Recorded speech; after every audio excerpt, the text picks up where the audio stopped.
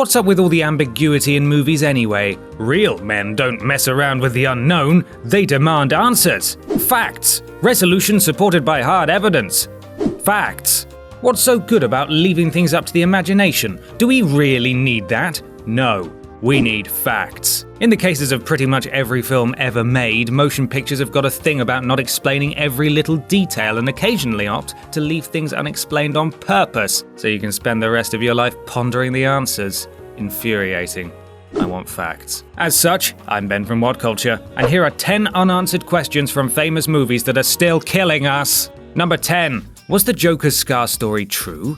The Dark Knight. The Joker is one of the most purposefully cryptic characters in all of fiction. We're not supposed to know why or how the Joker became the delinquent that we've all become oddly obsessed with these past few years, because that's the point. Still, are you honestly telling me you're not the slightest bit intrigued as to what exactly happened to this man in order for him to transform into such a crazed, deranged maniac? The Joker tells a little story in The Dark Knight, of course, in which he describes a scenario where his father came home once, attacked his mother, and then brandished a knife at him, all while repeating the line, "Why so serious?"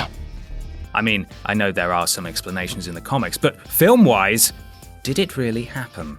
Number 9. What did Bob whisper to Charlotte? Lost in Translation. Lost in Translation is a film about Bill Murray's washed-up film star Bob Harris, who spends a week in Japan with Scarlett Johansson's Charlotte. Charlotte, a recent university graduate who's probably married the wrong man, ends up bonding with Bob while the two of them do very Japanese things together, like karaoke, digesting weird foods, and going Super Saiyan, I assume. At the end, it's time for Bob to go back to the States, and what seems like it's going to be a downer ending suddenly flips though, as Bob, en route to the airport, spots Charlotte walking on the street, jumps out of his car, and whispers something in her ear. She smiles, they kiss, it's wonderful. But what did Bob say to Charlotte? It's so annoying! Number 7. Did Mookie do the right thing? Do the right thing. The point of Spike Lee's greatest ever film, Do the Right Thing, is to make your own mind up about whether or not the central character, pizza delivery guy Mookie, does the right thing in the last moments. If you haven't seen it, this point comes when Mookie throws a bin through the window of his boss's restaurant and starts a riot. Throughout the film, we're shown that he and his boss, Italian restaurant owner Sal, share a mutual respect, but tensions rise when Sal is accused of being racist. Did Mookie purposefully save Sal's life by starting the riot, essentially distracting the crowd from attacking him, or was he just siding with the rioters full stop? We'll never know. Number 6. What's in the box?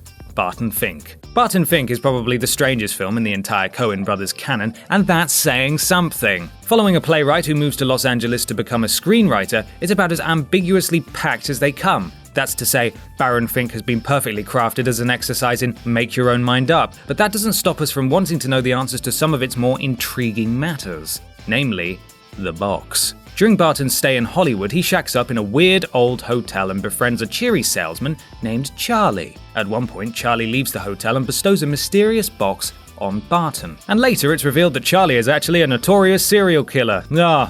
Typical. Though what's in the box is ultimately never revealed. Is it a head? It's probably a head. Number 5. What happened to Bo Peep?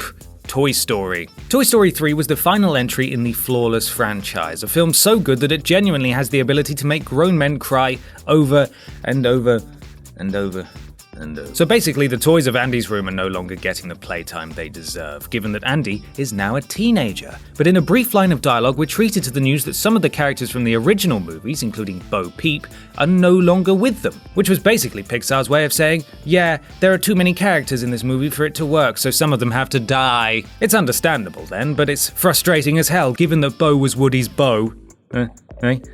For the two, yeah, you like that? For the 2 whole movies. So what happened? I bet Buzz killed her.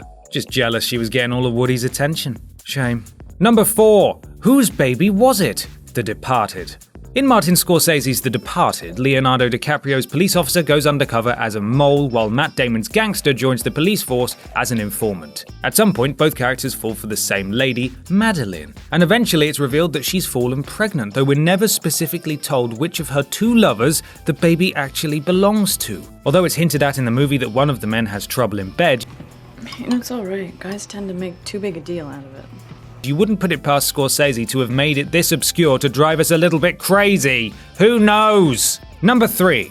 What's the punchline to Bender's joke? The Breakfast Club. The Breakfast Club is considered to be one of the best John Hughes films around, a hilarious but touching comedy drama about a bunch of misfits who briefly put aside their differences to come together and bond for the sum of a single detention. One of the characters, John Bender, is in detention for pulling the fire alarm and evacuating the entire school unnecessarily, and at one point in the film, he begins to tell a filthy-sounding joke.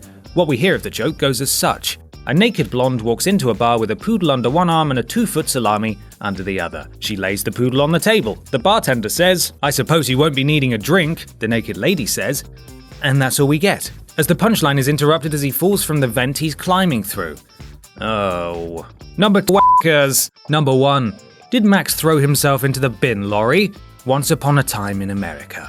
Once Upon a Time in America is a less popular but excellent crime movie that ranks right up there with The Godfather. Butchered and edited into versions that didn't do it justice for a long time, it's now possible to actually watch the film as its director originally intended, which is nice. The film tells the story of Noodles, a gangster played by Robert De Niro, as we follow the span of his entire life, from plucky teenager to regret-filled adult. In the final moment, Noodles confronts his old friend Max, who feels guilty about the way he treated Noodles when they were younger men. Just when we think Noodles is going to kill Max, he doesn't, and the two characters part ways. Noodles goes outside, and then there's a weird scene with a bin lorry where it's implied that Max throws himself into the back of it, committing suicide. There's no proof of this, of course, and nobody is exactly sure what this moment is about. Even James Woods, who played Max, said he didn't know what happened and that a different actor was used to portray him to make it unclear. Thanks, film! And that's our list. Are there any unanswered questions we left off? Let us know in the comments below, and don't forget to like, share, and subscribe. You can even follow me here on Twitter if you fancy. I'm Ben from Whatculture, and thanks for watching.